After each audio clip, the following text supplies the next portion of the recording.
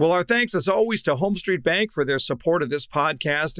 If you're looking for a bank that has it all, great people, great service, great rates, this is the place for you. This is my lender of choice. It should be yours as well. Go to homestreetbank.com. It's your one-stop shop for all your banking needs, both business and personal. That's homestreetbank.com. Hey, I've got a question for you. How disciplined are you? You may think you're disciplined until you hear from a Navy SEAL. Stay tuned on this special episode of The Buyer's Mind. Welcome to The Buyer's Mind, where we take a closer look deep inside your customer's decision-making mechanism to reverse engineer the perfect sales presentation. Now, please welcome your host, Jeff Shore. Well, welcome everyone once again to a very special episode of The Buyer's Mind. We're doing things a little differently today. We tend to talk here on this podcast about the way that people make purchase decisions. And today we're going to look at the issue of accountability. We're going to look at how we are accountable to one another, about how accountability is a beautiful thing, and how we build better teams. It's a departure, but I'll tell you why we want to do this. And the reason we want to do it is because we all want to be winners. And you know what? We love winners. Joined, as always, by our show producer, Paul Murphy. Murph, do we love winners? We love winners, but here in Colorado, we're struggling now that Peyton Manning isn't on the Broncos. That's right. It may be a while before you have that winning team again. We have more optimism for my 49ers, I think. But listen, we are inspired by winners, and that's why we're so thrilled to bring you today's episode of The Buyer's Mind, because we're going to take a little departure. And let me just set it up and tell you what happened. Every year, we put on a huge conference for sales leaders. It's our Sales Leadership Summit. We had our biggest and best conference yet at the Marriott Marquis in beautiful downtown San Diego. A wonderful experience with hundreds of sales leaders from around the world, people as far away from Australia who came to our conference. A wonderful night at the ballpark watching the Padres and Dodgers. We just had a really, really good time. But one of the things that we wanted to talk about was the issue of accountability and how teams work well together. And as I was brainstorming that, I was planning for the big summit, I thought, there's an example out there, and we're in San Diego, which is largely a naval city. So we thought, well, what about Navy SEALs? Because the Navy SEALs are storied for how they plan, for how they work together, and for how they hold people accountable, how they hold each other accountable. And we decided we were going to bring in Navy SEAL, a former Navy SEAL, Brent Gleeson. It was amazingly successful. Brent Gleeson is a combat veteran with multiple tours to Iraq and to Africa. When he left SEAL Team 5, he turned that discipline and the battlefield lessons into the world of business. He's become an accomplished entrepreneur, author, and a really, really talented speaker. He's the best-selling author of a book called Taking Point, a Navy SEAL's 10 fail-safe principles for leading through change. And we just thought that interview went so well, and our audience loved it so much that we would bring it to you today on The Buyer's Mind. Enjoy this interview with Brent Gleeson. There's one other thing that I want to chat about, and that is that there's a positive side to all of this too. If you want to really work on the accountability, you have to go out of your way to catch your salespeople doing it right. You got to find out how to get your salespeople, how you can catch them doing it right. You want to look for that. You want to highlight that. So my recommendation here is that if you're in a coaching session, you're working one-on-one with the salesperson, when they get that right and they show you what excellence looks like, you want to look at it and go, that was so cool. On Monday morning at our sales rally, I want you to show the rest of the team what perfection looks like, and put them on that pedestal and let them demonstrate their prowess to everybody else. You want to catch people right. Folks, there's a battle for accountability, and it's a huge part of what it is that we do as leaders. We tend to look at accountability as oftentimes in sort of a negative side of things. I don't think it's negative at all. I think accountability can be a very positive thing. I think when we look at accountability, it speaks to the idea of how do we hold ourselves accountable for excellence. It speaks to the idea of how do we make ourselves accountable to the people around us. That accountability speaks to the entire concept that when we are doing this the way that it can be done, it makes all the difference in the world. And I want to give you just one example of that. And it has to do with my very high respect and admiration for a certain group of individuals who make up our Navy SEALs. If you think about the Navy SEALs, this is the elite of the elite. These are people who just have kept climbing and climbing. They have such a profound achievement drive to what it is they do. But there's something else about the Navy SEALs. Their level of accountability to themselves, to their teammates, to the operation, to the mission, to the very branch of the military, and to the government, and to you, the government, the people that the government represents. The level of accountability is so profound in the Navy SEALs. It's mind-blowing. And as I was thinking that through, and I was just thinking about my profound respect for the Navy SEALs, I thought, man, we can't let that one sit. I think what we really need to do is introduce to you Navy SEAL Brent Gleeson. What a thrill. What a thrill. This is great. Usually I'm the keynote speaker running around like a crazy person. I get to sit in a comfy chair. No. I'll tell you what. You've done something amazing. I know you've done tours in Iraq and Africa, and now you've tried to figure out now what do I do? How do I take those lessons learned? And it's just extremely impressive. So I just want to ask you a few questions about your experience and what that's like. So first of all, let's just start here. SEAL. What does that stand for? It stands for Sea, Air, and Land. It's one of our hundreds, if not thousands, of acronyms we have in the United States military. So there's an acronym for everything in the United States military right there. When did you first get the bug? How did you start thinking this is what I want to do? And then how does one become a Navy SEAL? It's kind of a funny story because a lot of people assume that this is something I'd wanted to do since childhood. But I grew up in Dallas. Where are my Texans in the room? There you go, Texans. The great nation, people. Yeah. I grew up in Dallas and did my undergrad at SMU. Yeah. With degrees in finance and economics, and so upon graduation I took a job as a financial analyst with Trammell Crow Company. I had an interest in either home building or commercial real estate and investment development, but at the same time I had a fraternity brother who was then a senior after I had graduated, and he was one of those guys who wanted to be a SEAL his whole life, which of course I thought was a highly unrealistic career path. Yeah. But I was like, good luck with that. Right, sure. But as a way to stay fit and help him prepare for an arduous journey, we started to train together. Yeah. And so nights and weekends, and having a lot of dialogue about what this journey would mean for him. And obviously I became somewhat intrigued, so I picked up a couple books, and then I read another book and another book, and became fascinated by the history, the culture, what it could potentially mean to serve in that capacity at that elite level. And so one day I told my parents, hey guys, I'm quitting my job and I'm enlisting in the Navy. Yeah. And my dad's hair went white that day. Right, yeah. Thanks for paying for 4 years of college. Exactly, that's right, yeah. But at that point then, you enlisted in the Navy thinking, I'm not just enlisting in the Navy, I'm enlisting in the Navy to be a Navy SEAL. It's the only thing I wanted to do. Yeah. I think for the layperson like us, we look at it and we say, y'all are a little wacko. You're not right in the head. Do you guys agree?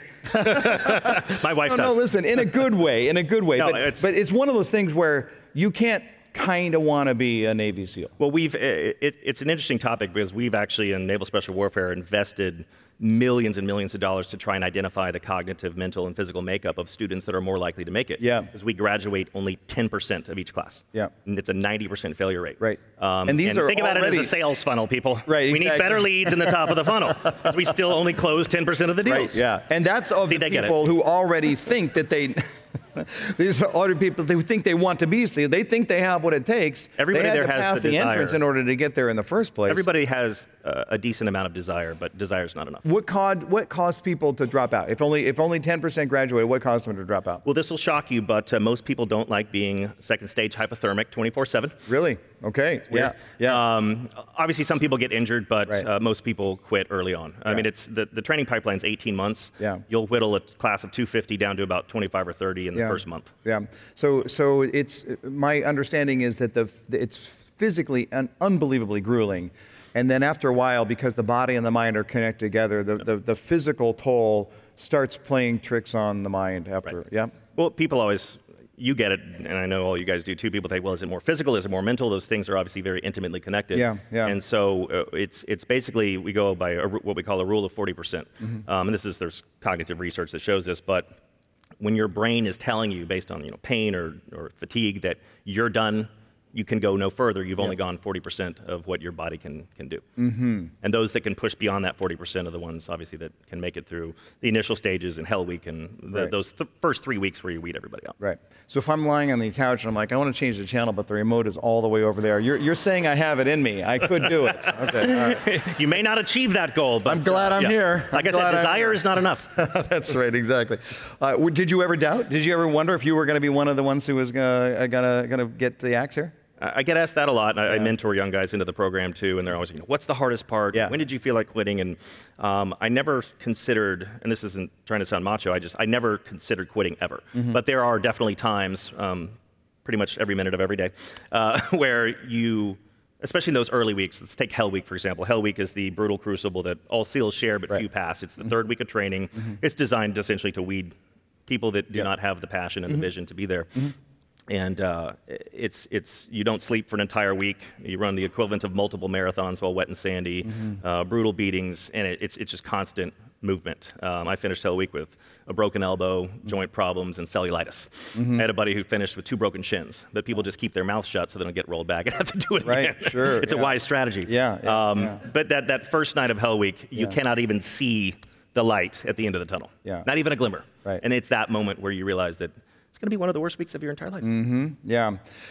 When you were in that moment, was it the victory? Was it the goal to say, man, how much better of a human being am I going to be?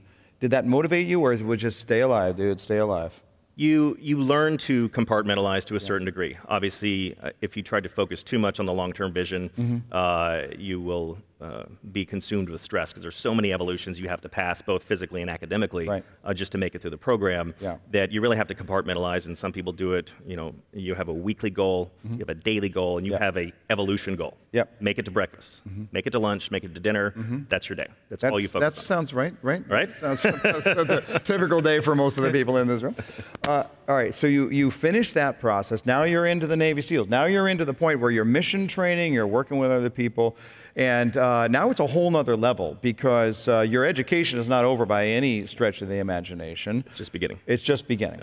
And now you're trying to figure out tactically how are we going to do this. Was it overwhelming? Did the fun go away at any point? Well, it was an interesting journey for me based on the timing, because I went in right before 9/11. So my class, we had started with 250, we graduated 23, and then you start with BUDS, which is the first 6 months, then you go on to advanced training. Literally 2 days before we started advanced training was 9/11. So it was a total structural and cultural and mindset transformation that everybody went through that changed basically the entire mission profile and approach to how we do our work. Sure. So. And it became real. It became real. Right. I mean, I don't want to put words in your mouth here, but did you sort of feel like they didn't just attack the World Trade Center and the Pentagon, they sort of attacked me? Did you take that personally? Everybody takes extreme ownership over their role. And that, we're talking about the philosophy of accountability and discipline in the military and business and sales. Right. And it's part of our culture. That's a point I want to make about this topic when it's in a business organization. Like your points earlier, you can't just tell someone to work harder or tell someone to be better. Right. It also has to be part of the culture and mindset of the organization as a whole, which is, and they teach that in day one of SEAL training. And it goes, as we say, our training is never complete. Right. Accountability and discipline are the 2 most fundamental cultural pillars of the organizations. Sure. Yeah. When you looked at the accountability piece, there's we tend to think of accountability as if there's somebody lording over us with a rod in their hand, but there had to be a tremendous amount of team accountability. You had to know what they were doing. They had to know what you were doing. Right. It's the stuff that movies are made of, but I have a sense it's probably very, very real. Well, our accountability philosophy and leadership philosophy is leadership at all levels. It is not a command and control structure. We have a very flat management structure in special operations. And everybody's taught to be a leader, and everybody has accountability and personal discipline. If you don't make it through the first month of training, or you'll be weeded out by your peers. Right. The point I wanted to make is throughout the 18-month training process, we have a weekly peer review process. It's like an anonymous 360 review. It's called the top 5, bottom 5, and every Friday afternoon you list the top 5 performers you believe in the class, and you list the bottom 5. Wow. And the instructors weigh that data heavily against theirs, and every single Friday, the name most frequently listed in the bottom 5 is immediately ejected from training. No appealing to the empathy of the human resources department, because we don't have a freaking human resources department in SEAL training. Yeah. I was complained about that. Right. Who do I cry to? This sucks. Well, especially given all that they poured into it up to that point. I mean, they're already in this elite class, and now they're getting shown the door. But I assume, though, that helped you to sort of raise your confidence in the people that were still there, of knowing that we're only going to have, we already have the best. Now we're going to have the best of the best. Absolutely, because you're taught to hold yourself accountable and to the highest standard, and hold your peers accountable. Right. Which actually, and that's, you mentioned this earlier, but accountability sometimes has a negative connotation. But when it's the bedrock of a culture, people are happier, morale is higher, productivity is higher, profitability is higher. The whole organization functions in a high-performance team mentality. Right. When you were going out on a mission, obviously you have to have your role down solid. How much did you need to know about everybody else's role on the team? Intimately, because if that person gets killed or goes down or gets injured, somebody else has to pick it up. Now, that you might not necessarily, through a 2-year platoon cycle, you have 18 months of training, including professional development, so you're going to every school, from sniper school to free fall school to learning Korean and Arabic to fixing boat motors. Could be anything. But you may not be a formally trained sniper, but you know how to use that sniper rifle. I might not have gone to breacher school, but I know how to use the explosive breaching charges. So everybody has an intimate understanding of their role, because when you're on target, one of my favorite quotes is, this applies to business too, but no plan survives first contact with the enemy. It's equally important in combat as it is in business, and the plan goes to shit every time you get on target, and every single time. So you have to have a long list of contingency plans, because we say you have to move, shoot, and communicate. So it's very dynamic, it's very fluid, so everybody has to understand everybody else's role, and how it relates to mission success. Now, 9/11 happens, and now you're move through the system very, very quickly. Now you're in a hot war, right? Now this isn't theory. This isn't, well, someday. This is all going to happen right here. Did it really challenge even the way that you looked at life? I mean, we all have those moments that really define us, right? When my daughter was 2 years old, she had a very serious brain injury. It helped me so much to appreciate my children. And she's great. She turned out great, but there was touch and go there for a while. And so it really changed who I am. Did you find that was that same thing? You went into a mission, you came out of a mission. Did it just sort of get you to appreciate life that much more? Oh, absolutely, and it puts everything obviously into perspective. And when you're in combat areas like that, you're going on target to find 1, 2, 3, 5 terrorists, and then there's 3 generations of families on target too. So you also have to be an empathetic warrior. And there'd be times where I'd be in a gunfight for 2 minutes, and then next thing you know, my rifle's slung, and I'm carrying 2 4-year-old girls across the room because there's glass everywhere from the explosive charge, and they're barefoot. So you have to learn to dial down the intensity. And situations like that. So you carry that burden with you, but that's part of the sacrifice and service. So. Absolutely. When you think about this idea of adapt, improvise, overcome, talk about that just a little bit, because like you said, the mission is all laid out, right? It's on a board. It's perfect. This is exactly how it's going to go down. Somehow it doesn't always happen that way. But that's why the after-action review is so critical. The key learnings and takeaways. I'll explain it in one example. In our very first, my task unit from SEAL Team 5 was the very first 30-man SEAL task unit in Iraq in April 2003. So we were essentially rewriting the book on urban combat, close quarters combat, and capture or kill missions, because nobody had done it. We'd been at peacetime. The very first, we'd been there a week, the very first gunfight we got into, we go into this neighborhood, and the breacher sets the explosive charge on the door, blow the door, filter through the house. Nobody's there, we're on the 3rd floor. Call comes over comms. You're in the wrong house. Bad intel leads to bad situations, people. Adapt, overcome. So we're like, oh, so, and then the source, who was in the Suburban with the CIA, had an epiphany, said, oh, sorry, guys, it's not that house, it's this one 2 houses down. So now we had just used a 1-pound block of C4 to blow open the door. The entire neighborhood knows you're there. Everybody's awake. The bad guys are in their house, putting themselves in barricaded positions, getting ready for you to come in. We go to the second house, put the explosive charge. Failed breach. Failed breach means the explosive charge doesn't blow the door all the way. Kidding me? So there's a metal door behind the main door. Also, and now you're totally exposed. You're totally exposed. So everybody's like looking for threats. I have to, being the new guy, you carry the heavy crap. So in addition to my 70 pounds of gear and weapons, I'm carrying a 35-pound metal cutting saw on my back. So we cut through the door. We get in there, and obviously, a gunfight ensues. Our corpsman, the combat medic, is the first guy to get shot. he's not supposed to. He's the one who's not supposed Right. to get shot. Sure. Yeah. It's that he got shot in the helmet. He did not die or get injured. We actually thought he fell down. It wasn't until the next. This is from about, when I say close quarters combat, we were in a fight in a stairwell. So two fighters with AK-47s in an elevated position from 10 feet away. Yeah. He got shot right through his night vision goggles, fell down the stairs, and we thought he was done, and then popped right back up. And it wasn't until the next day that he was preparing his gear for a mission we had the following night that he looked at his helmet. There was a bullet hole right through the base of his night vision goggles. How about that? I've been shot, yeah. Half an inch above the lip. Right. Again, adapt, overcome, but it's you cannot have that in a business or in combat or in sports unless the team has the resources and training to be able to do that. You know, like we can't have agile teams in business and adaptive cultures in an organization if the team isn't well trained and doesn't have the autonomy to make decisions and don't have the resources. Sure. There's another side of this, though, and that is that if you said you're going to do an after-action review, right? You're going to sit down and say what worked, what didn't, how we're going to be more effective next time. And I assume at that point that there's the opportunity to, if necessary, get in the face of somebody who did not do their job. Did that happen? It does a bit, but part of our culture too, we have a very fast learning culture and a culture of transparent communication. So our AAR is one of our cultural rituals that helps define that part of our culture. So we at least try, and I encourage all of you to try this with your teams, to leave rank and emotion at the door. You come together as equals, regardless if you're the commanding officer or the newest of new people, to have an open, transparent conversation about what went right, what went wrong, how are we going to learn from this to do it better next time. Now, afterwards, you might get punched in the face. But in the room, you leave rank and emotion at the door. Right, so. Duct tape is usually involved, too. I'll spare you the details. Was it a difficult transition from a Navy SEAL into the civilian life? Not for me, no. And I was having a conversation with someone about this earlier.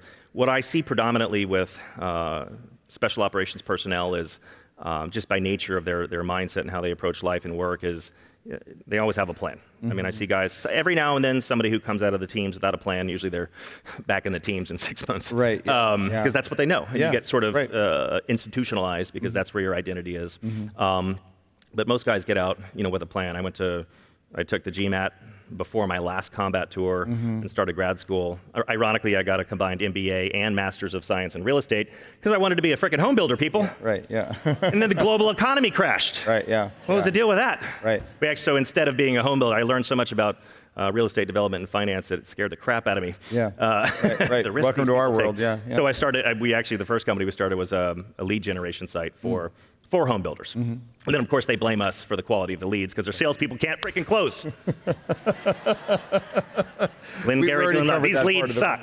It's our leads, sorry. Anyways. So you guys know what I'm talking about.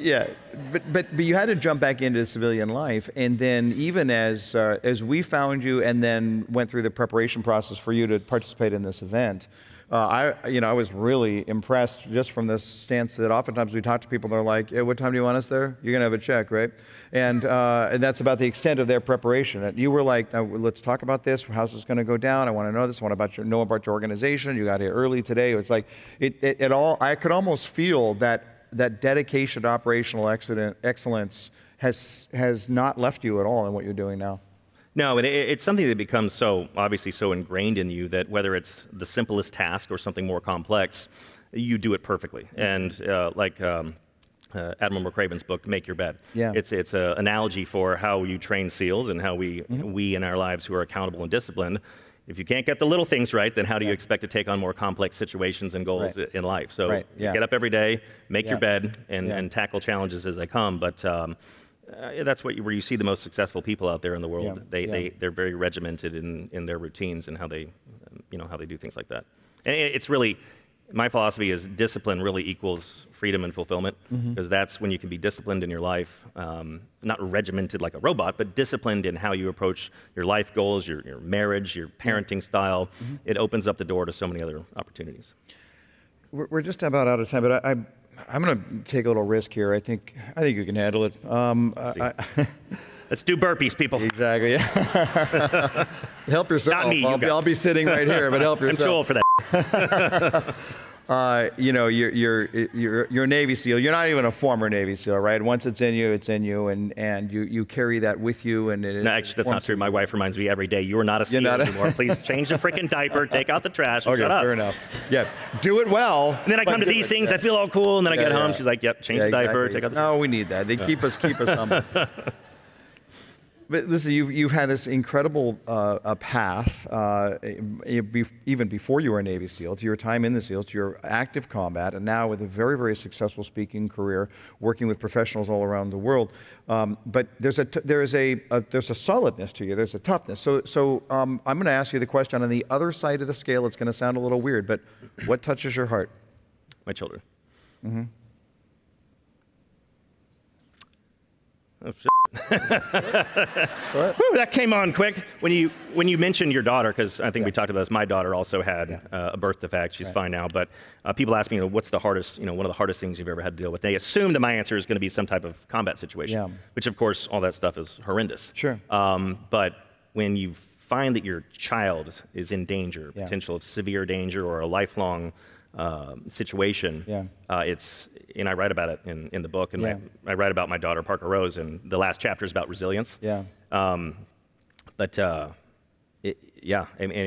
family and especially children. And it grounds me, but also in a way, not to get too deep, but it's healing because of the things that I've had to do in my previous career. I get it. I'm going to tell you, you served your country well. You still serve your country well. We're proud to call you a fellow American. Brent Gleeson, thank you so much. Thank you. Appreciate it. Thanks, buddy. Thank you. Thanks. So there you go, Brent Gleeson. And Murph, I know you were there. I thought it was going to be great, but I didn't think it was going to be that great. That was really something. He was just riveting, He had the audience in the palm of his hand. He had me in the palm of his hand. He was just amazing. Yeah. And, the thing that I loved about him is he's obviously extremely talented in the field of special ops, which takes an incredible amount of training and development and failure. You heard his story just now. But he's just a really easygoing, down-to-earth guy. And Murph, you and I had a chance to meet him and spend some time with him backstage. Just a really good guy, huh? Absolutely. He's one of those guys, very personable. He's what we would call coffee-worthy, isn't he? Yeah, absolutely. Yeah, definitely the type of guy you want to sit down and have a cup of coffee with. And just as we're wrapping up this episode of The Buyer's Mind, I just want to challenge you. Look, you don't have to go out and join the Navy SEALs to make a significant difference and a significant impact in the world, but it does take focus, it does take commitment. And it takes a level of passion that I saw from Brent Gleeson that I really carried away with him. That he lives life expressing his passion. He enjoys what he is doing, and you get the sense that he enjoys what he's doing, whatever he's doing, whether he's speaking, whether he's leading his business, whether he's spending time with his family. He's just a person who is so passionate about what it is that he does, and I just want to challenge you on that. How passionate are you about what you do? Because the last I checked, you get one chance to do this thing called life, and you want to do it with all of your passion kicked in. And so if you're not, then go talk to somebody. Talk it through. We'll figure out what you are supposed to do. But if you are doing what you believe you're supposed to do, then I just want to encourage you, pour your whole heart into it.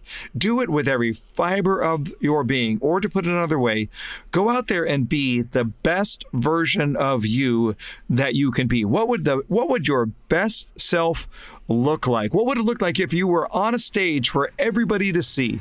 What would they see if they were looking at your best self? And here's the beautiful thing.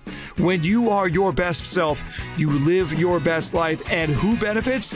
Everyone benefits. You, the people around you, all of society. I want to encourage you, go out there and be your best self. We'll see you next time on The Buyer's Mind. And until then, go out and change someone's world.